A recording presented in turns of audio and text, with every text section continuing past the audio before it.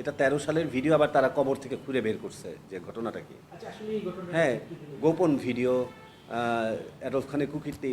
আমি আপনাদেরকে সবাইকে বলছি যে এই টোটাল ভিডিওটা আপনারা নিশ্চয়ই দেখেছেন।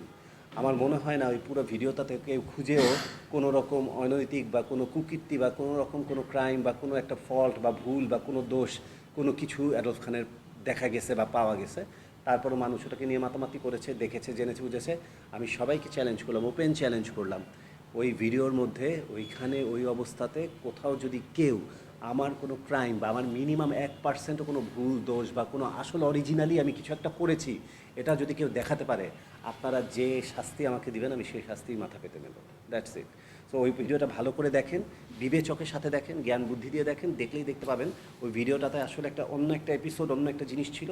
সিনেমা কীভাবে বানায়, অরিজিনাল ফিল্মের লোকজন না, অসাধু লোকজন কীভাবে সিনেমা বানায়, নায়িকা বানানোর নামে তারা কি কি করে, ওগুলা করতে করতে করতে করতে ওই একটা মেয়ের জার্নি করতে করতে হঠাৎ করে দেখায় ফেলছে যে ওইটার মধ্যে একটা আমাকে জোর করে সে ছোটো অ্যাডলফকে, আমি তখন 13 সাল, আজ থেকে 15 বছর আগে, মানে 14 বছর আগে, আমি অনেক ছোট, সেই ছেলেটাকে জোর করে ওই ফুটেজ ঢুকাই দিছে যে আমি, আমার একটা স্টুডেন্ট আসছিল ভর্তি হতে, তার ডকুমেন্টস ফিস জমা নিয়েছিল মার্কেটে, সেই অংশটুকু তারা দূর থেকে ধারণ করে ওই অংশটা জুড়িয়ে দেয় যে এই বুঝে এই চলে আসলে।